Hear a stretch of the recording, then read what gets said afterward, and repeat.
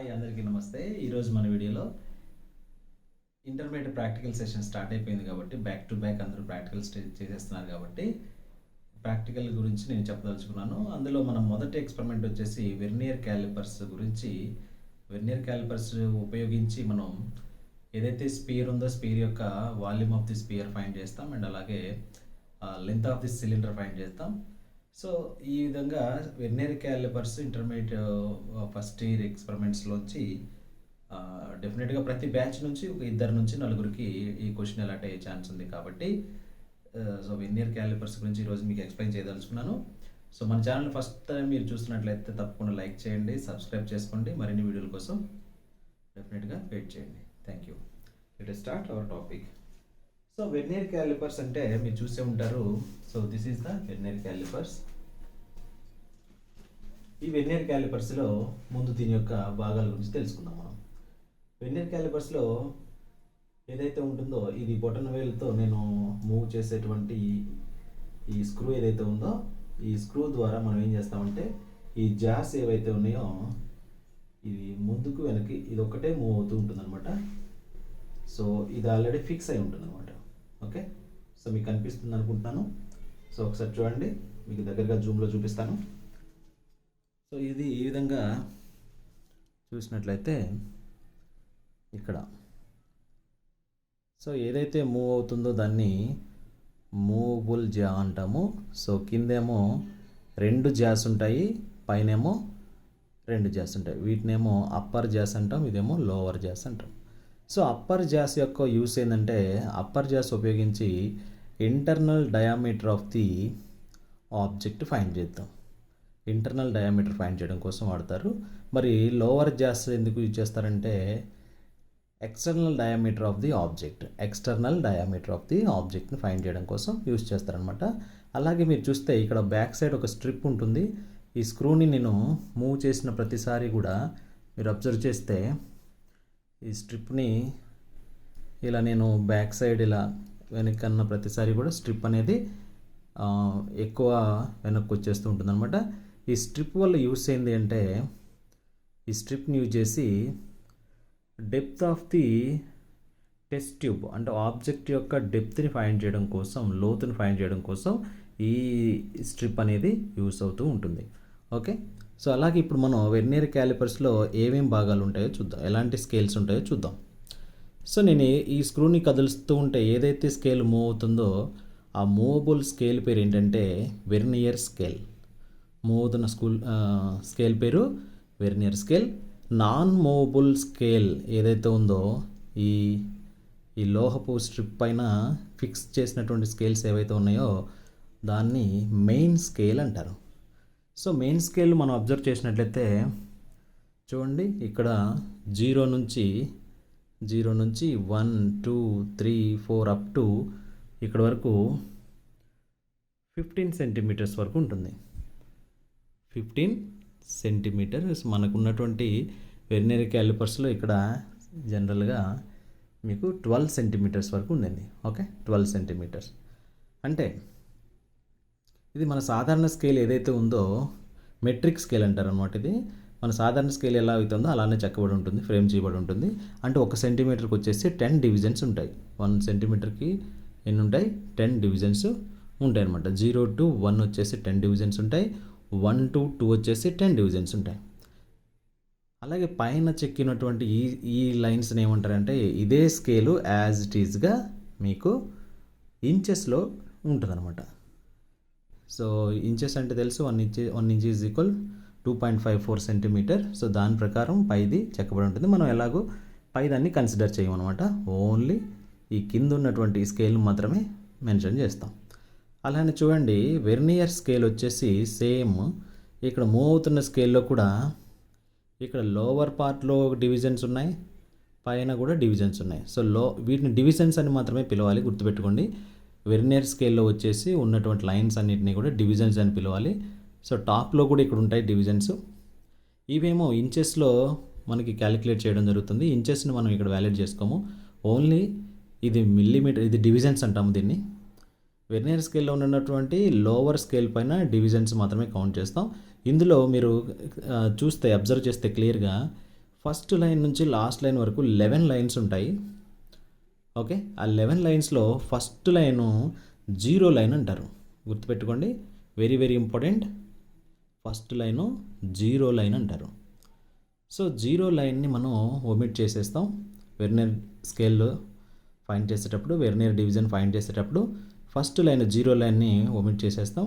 తర్వాత remaining lines ఉంటాయి 1 2 3 4 5 6 7 8 9 10. So ఈ 10 డివిజన్స్ మాత్రమే మనం అబ్జర్వ్ చేస్తాం. ఓకే, సో ఈ విధంగా ఏదైతే మనకి వెర్నియర్ స్కేలు, ఇదేమో వెర్నియర్ స్కేల్ డివిజన్ అంటాము, మనకి మూవ్ కాకుండా ఉన్నదేమో మెయిన్ స్కేల్ డివిజన్ అంటాం. ఒకసారి మీకు బోర్డుపై చూపిస్తా చూడండి. సో ఎలా అంటే వెర్నియర్ స్కేల్ ఎలా ఉంది మీరు అబ్జర్వ్ చేస్తారు ఇప్పుడు. సో ఇది మెయిన్ స్కేల్ అనుకుంటే, మెయిన్ స్కేల్ అలా ఆల్రెడీ ఇలా పార్టీషన్గా చేయబడి ఉండింది, రైట్. ఇది 1, ఇది 2 సెంటీమీటర్ అలా ఉండింది. సో దీనికి వెర్నియర్ స్కేల్ వచ్చి ఇలా ఉంటుంది అనమాట. మెయిన్ స్కేల్ ఫిక్స్ అయి ఉంటుంది. ఇది మెయిన్ స్కేల్, ఫిక్స్డ్ స్కేల్ అనమాట, non movable scale, non movable scale. So move అయ్యే స్కేల్లో ఇక్కడ నేను చెప్పాను ఫస్ట్ లైన్ ఉంటుంది 1 2 3 4 5 6 7 8 9 10 ఇలా 11 లైన్స్ ఉంటాయి. సో ఫస్ట్ది జీరో లైన్ లాగా మీరు కేటగరైజ్ చేయాలి. తర్వాత 1 2 3 4 5 6 అప్ టు 10 లైన్స్ ఉంటాయి. ఈ లైన్స్ని ఏమంటామంటే డివిజన్స్ అంట. వెర్నియర్ స్కేల్లోని 10 డివిజన్స్ ఉంటాయి. Number of divisions in vernier scale it is 10 divisions. So ఇది వెర్నియర్ స్కేల్. సో ఇప్పుడు మీకు ఐడియా వచ్చేస్తే మెయిన్ స్కేల్ ఏమో కదలకుండా ఉంటుంది, వెర్నియర్ స్కేల్ ఏమో కదులుతూ ఉంటుంది. కదిలేటువంటి స్కేల్ ఏమో వెర్నియర్ స్కేల్ అంటారు. వెర్నియర్ స్కేల్లో ఫస్ట్ లైన్ జీరో లైన్ అంటారు. సో మిగతా వాటిని కౌంట్ చేసుకోవాలి కాబట్టి ఇవన్నీ కూడా 10 లైన్లు ఉంటాయి. ఓకే, సో ఇప్పుడు మనం ఏం చేద్దామంటే ఈ వెర్నియర్ స్కేల్ అరేంజ్మెంట్లో సెట్ చేసుకునేటప్పుడు ఎలాంటి ఎర్రర్స్ ఉంటాయో చూద్దాం. సో ముందుగా మన ల్యాబొరేటరీలో వాడేటువంటి ప్రతి వెర్నియర్ స్కేల్ కూడా ఆల్మోస్ట్ 99% ఎర్రర్ లెస్గానే ఉంటుంది. సో ఎర్రర్స్ అని దేన్నంటారు, ఎర్రర్స్ ఎలాంటి ఎర్రర్స్ ఉంటాయి, ఎర్రర్స్ చూద్దాం. ఫస్ట్ ఎర్రర్స్లో ఏదైతే ఉందో ఒకసారి మనం ఈ జాస్ రెండింటిని మీకు వీడియోలో చూపిస్తాను. ఏవైతే ఇవి లోవర్ జాస్ ఉన్నాయో లోవర్ జాస్ రెండింటిని టచ్లోకి తీసుకురావాలన్నమాట. లోవర్ జాస్ రెండింటిని ఇలా ముందుకు జరుపుతూ టచ్లోకి తీసుకొచ్చినప్పుడు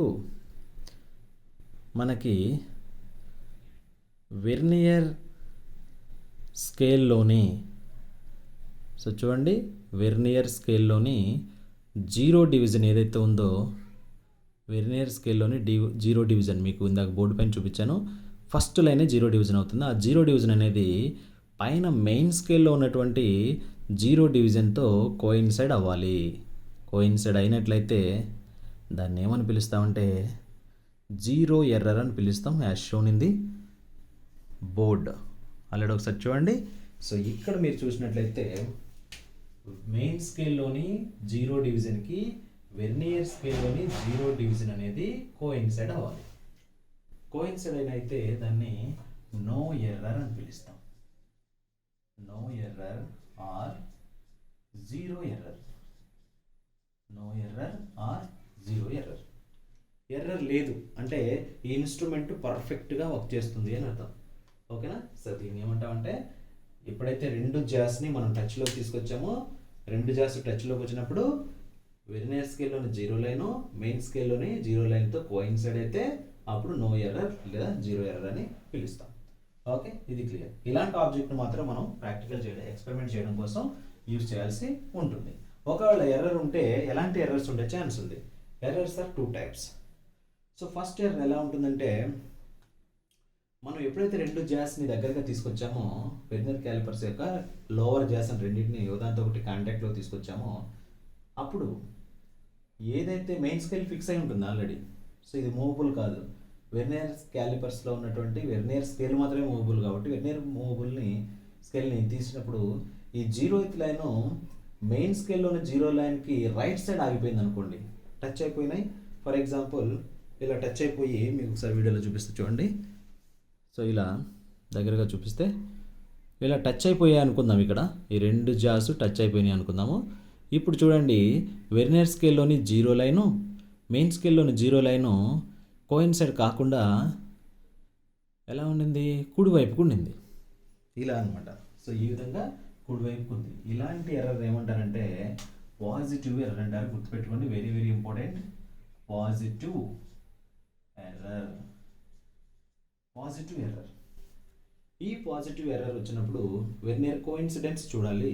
వెర్నియర్ కోఇన్సిడెన్స్ అంటే చూడండి, వెర్నియర్ కోఇన్సిడెన్స్ని వెర్నియర్ స్కేల్లో ఉన్నటువంటి ఈ 0th లైన్ వదిలేసి మిగతా లైన్లలో, మిగతా 10 లైన్స్ ఉంటాయి కదా, అందులో ఏ లైన్ అయితే మనకి కోయిన్సైడ్ అవుతుందో ఆ లైన్ని వెర్నియర్ కోఇన్సిడెన్స్ అంటాము. So that is 1 2 3 4th line చూడండి. ఈ 4th లైను మెయిన్ స్కేల్లోని ఒక లైన్తో కోయిన్సైడ్ అవుతుంది. ఈ నెంబర్ మనకు అవసరం లేదు. కింద ఉన్నటువంటి ఎన్నవ డివిజన్, వెర్నియర్ స్కేల్లోని ఎన్నవ డివిజను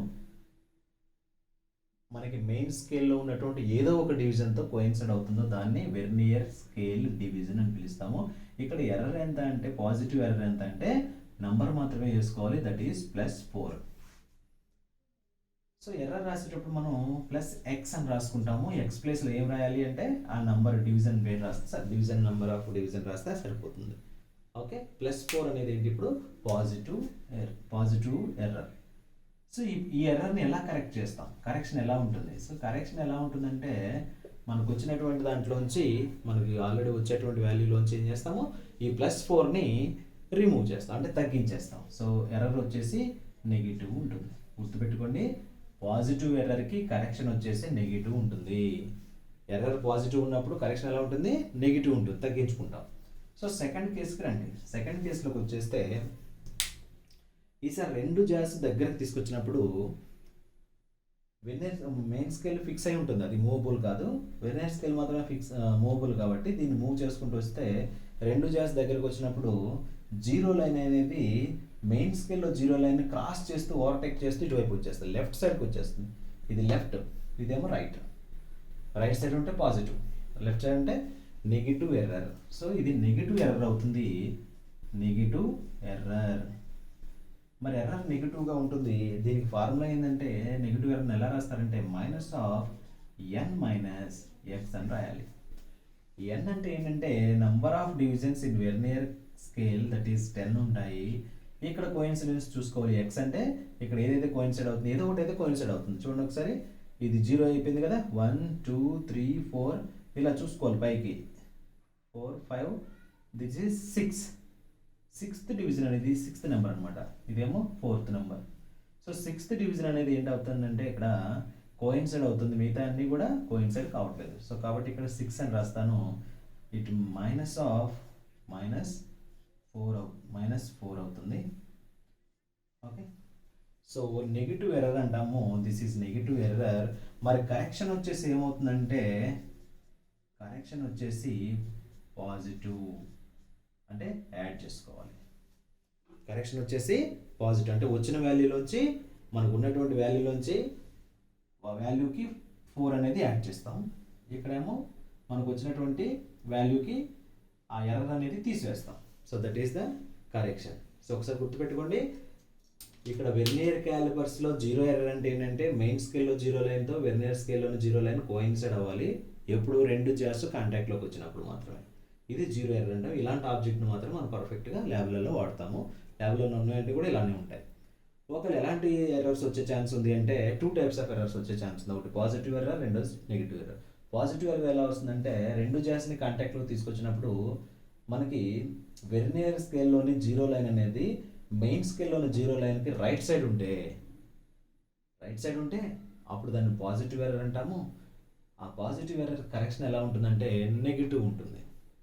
కరెక్షన్ ఎలా ఉంటుంది, నెగిటివ్ ఉంటుంది. అంటే మనకు వచ్చిన వాల్యూలోంచి ఎంతైతే ఎర్రర్ ఉందో దాన్ని తగ్గించేసి వాల్యూ రాసుకుంటాం, రైట్.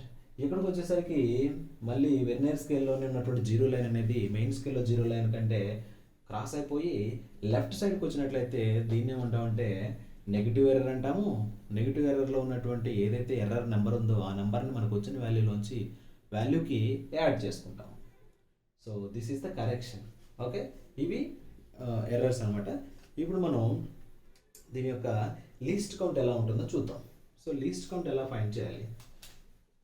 సో ఏ ఇన్స్ట్రుమెంట్కైనా లీస్ట్ కౌంట్ ఉంటుంది. Least count of vernier callipers ఎలా ఫైండ్ చేస్తాం, వెరీ వెరీ ఇంపార్టెంట్ అనమాట. సో లీస్ట్ కౌంట్ ఒకసారి చూడండి. లీస్ట్ కౌంట్ అంటే ఏంటి? The least count it is nothing but the minimum value measured by the object. Minimum value measured by the instrument. The minimum value measured by the instrument is called its least count. కనీసపు కొలత. ఈ మనకి ఇచ్చినటువంటి ఇన్స్ట్రుమెంట్స్ని ఉపయోగించి ఎంతైతే తక్కువ కొలతను కొలవగలమో దాన్ని least count అంటారు. సో మన సాధారణంగా ఉన్నటువంటి స్కేల్ను ఉపయోగించి, స్కేల్లో ఇలాంటి కొలతలే ఉంటాయి కదా. సో మనకి తెలుసు ఒక 15 సెంటీమీటర్ స్కేల్ ఉంటుంది, 30 సెంటీమీటర్ స్కేల్ మ్యాక్సిమం వాడుతూ ఉంటాం.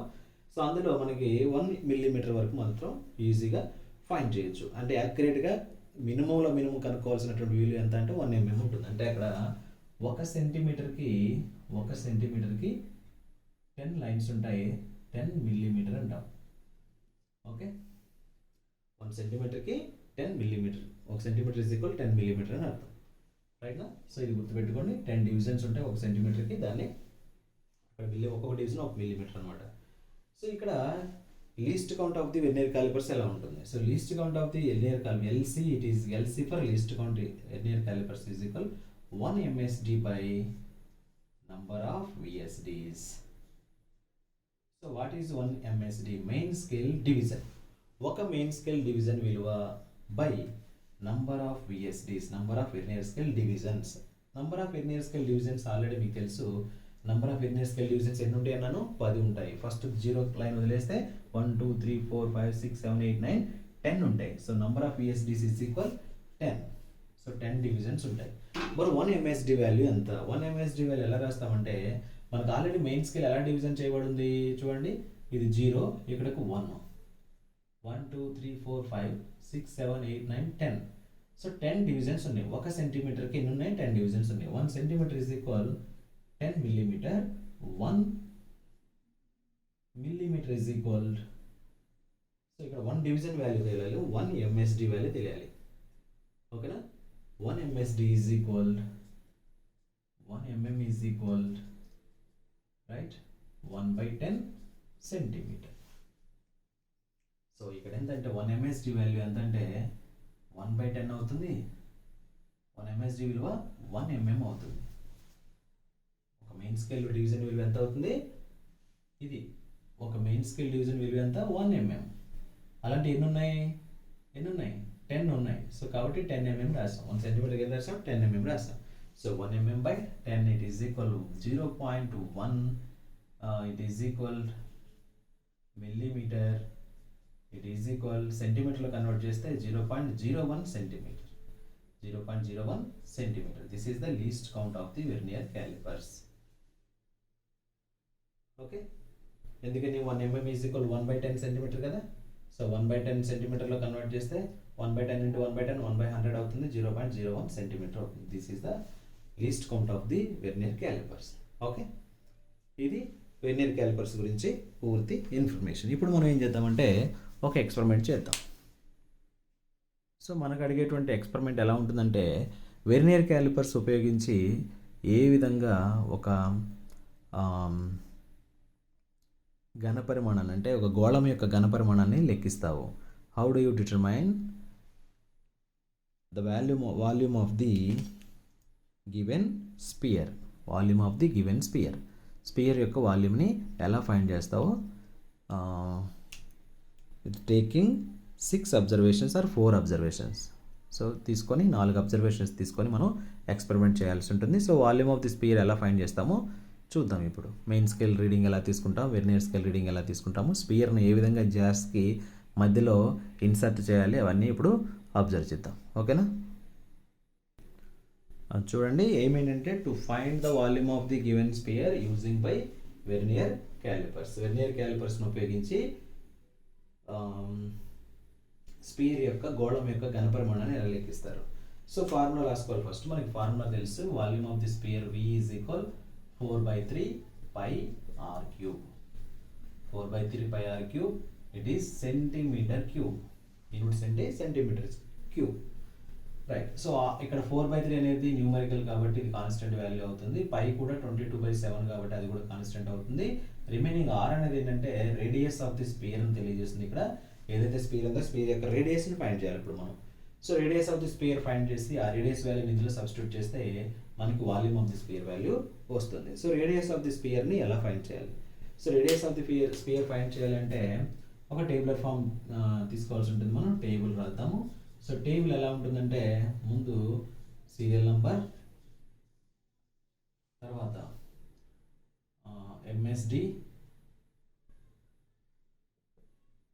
ఎంఎస్ఆర్ రాద్దాం. ఎంఎస్ఆర్ అంటే మెయిన్ స్కేల్ రీడింగ్, దీన్ని ఏ అనుకోండి. తర్వాత వెర్నియర్ కోఇన్సిడెన్స్ అంటే విఎస్ఆర్ రాయండి. వెర్నియర్ స్కేల్ రీడింగ్లో ఏదైతే వస్తుందో అది రాయండి. So vernier scale reading into మనం ఇప్పుడు ఏం చేద్దామంటే విఎస్ఆర్ ఇంటూ ఎల్సి చేద్దాం. VSR into LC. ఎల్సి అంటే లీస్ట్ కౌంట్, దీన్ని ఏమంటారంటే బి అనుకోండి. ఇప్పుడు టోటల్ రీడింగ్ వస్తుంది మనకి. Total reading is equal MSR plus VSR into LC. VSR into LC ఇది ఫార్ములా అనమాట. సో దీన్ని మనం సింపుల్గా రాసుకుంటే ఇక్కడ టిఆర్ ఈజ్ ఈక్వల్ ఎంఎస్ఆర్ని ఏమన్నాం, ఏతో డినోట్ చేసుకున్నాం ఏ, ప్లస్ విఎస్ఆర్ ఇంటూ ఎల్సీని ఏమన్నాం బి అన్నాం. ఏ ప్లస్ బి ఇన్ ఎందులో వస్తుంది, ఇది సెంటీమీటర్లో వస్తుంది. So this is the tabular form. ఈ టేబులర్ ఫామ్లో మనం అబ్జర్వేషన్స్ తీసుకోవాలి. ఎలాంటి వాల్యూస్ని అబ్జర్వ్ చేస్తాం. అబ్జర్వేషన్స్ అంటే మనం ఏమేమి రీడింగ్లు అయితే తీసుకున్నామో ఆ రీడింగ్స్ నోట్ చేస్తే సరిపోతుంది. వాటిని అబ్జర్వేషన్స్ అని పిలుస్తాం. ఓకే, మినిమం 4 అబ్జర్వేషన్స్ కానీ 6 అబ్జర్వేషన్స్ కానీ తీసుకోమంటారు. సో కాబట్టి అన్ని అబ్జర్వేషన్స్ తీసుకొని చేస్తే సరిపోతుంది. సో చూడండి, ఒకసారి మనం స్పియర్ని ఏ విధంగా అయితే ఇన్సర్ట్ చేయాలో 2 జార్స్ మధ్య ఒకసారి చూద్దాం. ఓకే రైట్, ఒకసారి చూడండి. ఇది వెర్నియర్ క్యాలిపర్స్. ఈ వెర్నియర్ క్యాలిపర్స్ లోవర్ జాస్ మధ్యలో ఇది స్పియర్ అనమాట. ఈ స్పియర్ని తీసుకొచ్చి ఈ 2 జాస్ మధ్య ఫిక్స్ చేసేద్దాం. దీన్ని వెనక్కి లాగేసి స్క్రూని కొంచెం టైట్గా పట్టుకుందాం. ఇలా కొద్దిగా టైట్గా పట్టి వదిలేస్తే ఇలా మనం నా రైట్ థంబ్ ఏదైతే ఉందో బటన్ వేలుతో నేను కొంచెం ఫిక్స్ చేసుకున్నాను టైట్గా. ఇప్పుడు ఒకసారి చూడండి, మెయిన్ స్కేల్ రీడింగ్ తీసుకోవాలి. So main scale reading vernier scale reading ఎలా వస్తుంది? సో ఒకసారి చూడండి, ఇప్పుడు రీడింగ్స్ క్లియర్గా కనిపిస్తాయి. ఎంఎస్ఆర్ ఎలా వస్తుందంటే మనకి వెర్నియర్ స్కేల్లోని 0 లైన్ చూడండి ఒకసారి, అది మెయిన్ స్కేల్ డివిజన్స్తో ఎక్కడ కోయిన్సైడ్ అవుతుందో చూడండి. కోయిన్సైడ్ కానీ నియర్గా కానీ నాకు చూడండి ఒకసారి చూస్తే ఎక్కడుందంటే 1.8 దగ్గర ఉంది. అంటే 2 సెంటీమీటర్స్ బిగ్గర్ లైన్ కనిపిస్తుంది. దానికి ముందు రెండో లైన్ దగ్గర ఉందంటే 1.8 దగ్గర వెర్నియర్ స్కేల్లోని 0 లైన్ ఉంది.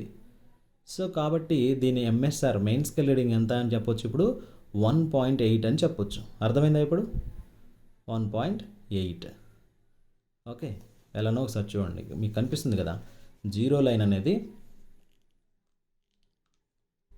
ఏదైతే 0 లైన్ ఉందో వెర్నియర్ స్కేల్లోని, ఆ 0 లైన్ అనేది మెయిన్ స్కేల్లోని ఇదనమాట. 0 లైన్ అంటే ఈ 0 లైన్ అనేది మెయిన్ స్కేల్లోని దేనికి దగ్గరగా ఉంది, ఇక్కడ ఉందన్నమాట ఈ లైను. సో ఇది 1.8 అంటారు దాన్ని, 1.8 సెంటీమీటర్. ఓకేనా, రైట్. ఇప్పుడు అక్కడ నోట్ చేద్దాము, 1.8 అని నోట్ చేసేద్దాం.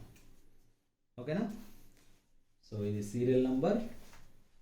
మనం ఫస్ట్ రీడింగ్ తీసుకుంటున్నాం కాబట్టి ఫస్ట్ రీడింగ్లో ఖచ్చితంగా ఎంఎస్ఆర్ దగ్గర ఇది రీడింగ్ 1, సీరియల్ నెంబర్ 1, ఎంఎస్ఆర్ దగ్గర ఎంత 1.8 వేసేద్దాం.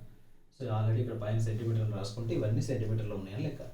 సో ఇప్పుడు వెర్నియర్ కోఇన్సిడెన్స్ చూడాలి, ఆ వెర్నియర్ రీడింగ్ చూడాలి, వెర్నియర్ స్కేల్ రీడింగ్ చూడాలి. ఆ తర్వాత లీస్ట్ కౌంట్తో మనం క్యాలిక్యులేట్ చేయాలి. So least count is equal 0.01 centimetre. So ఇక్కడ నో ఎర్రర్ అని రాసుకోండి ముందే, అంటే మనం ఎర్రర్ లేనటువంటి ఆబ్జెక్ట్ని ఇన్స్ట్రుమెంట్ని యూజ్ చేస్తున్నాం కాబట్టి. ఓకేనా. సో ఇప్పుడు వెర్నియర్ కోఇన్సిడెన్స్ని అబ్జర్వ్ చేద్దాం. వెర్నియర్ కోఇన్సిడెన్స్ని ఎలా ఫైండ్ చేస్తారో చూడండి. వెర్నియర్ కోఇన్సిడెన్స్ అనేది ఫస్ట్ ఉన్నటువంటి 0 లైన్ వదిలేసి మిగిలిన 10 లైన్లలో ఏ లైన్ అయితే మీకు ఎంఎస్ఆర్లో ఉన్నటువంటి లైన్స్తో కోయిన్సైడ్ అవుతుందో దాన్ని మనం వెర్నియర్ స్కేల్ డివిజన్గా తీసుకోవాల్సి ఉంటుంది. సో కాబట్టి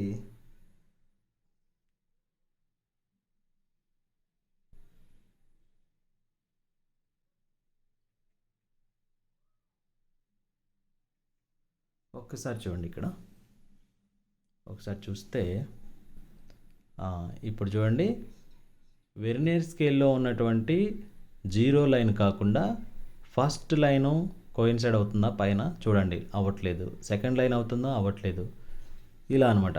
ఇలా ఈ ఫస్ట్ లైన్ చూడాలి, అవ్వట్లేదు. సెకండ్ లైన్ చూడాలి, అవ్వట్లేదు. థర్డ్, ఫోర్త్, ఫిఫ్త్ కొంచెం 4, 5 చూడండి. ఫిఫ్త్ లైన్ మాత్రం కరెక్ట్గా పైన ఉన్నటువంటి లైన్తో కోయిన్సైడ్ అవుతుంది. కాబట్టి 5 అనేది నేను వెర్నియర్ కోయిన్సిడెన్స్గా రాస్తాను. మిగతా అన్నీ కూడా కొంచెం పక్కగా అటు ఇటు ఉన్నాయి కాబట్టి 5 ఫిఫ్త్ డివిజన్ అనేది ఏంటి, వెర్నియర్ కోయిన్సిడెన్స్. అర్థమైందా? సో ఇప్పుడు నేను రాస్తాను 5 is the vernier coincidence. So VSR into LC 5 into 0.01 that is 0.05 అవుతుంది. అలాగే టోటల్ రీడింగ్ ఏమవుతుంది, MSR plus VSR into LC, MSR plus VSR into LC. So ఇక్కడ చూడండి ఒకసారి, ఎంఎస్ఆర్ అంటే ఎంత 1.8 ప్లస్ విఎస్ఆర్ ఇంటూ ఎల్సి ఏంటంటే 0.05.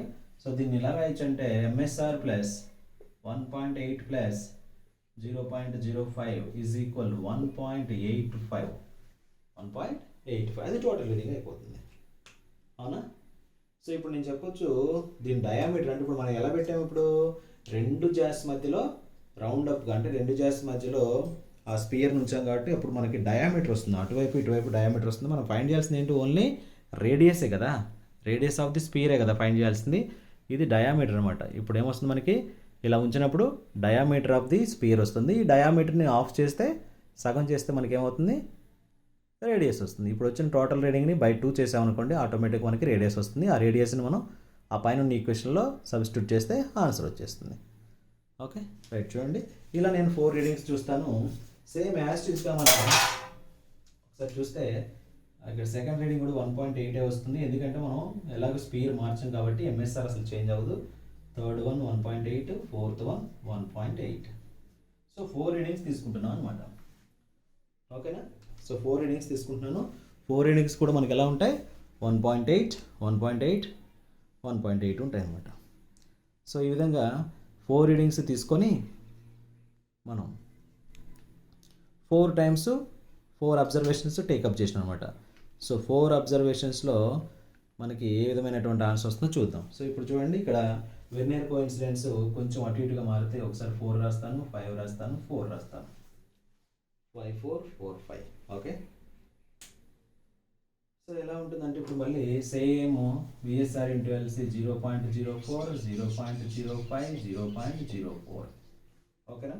లేదు అంటే మీరు కరెక్ట్గా యాస్టీస్గా ఈ అన్ని వాల్యూస్ మనకి అవసరం లేదనుకుంటే వెర్నియర్ కోఇన్సిడెన్స్ కూడా సేమ్ వేసుకోవచ్చు, పెద్ద ప్రాబ్లం ఉండదు.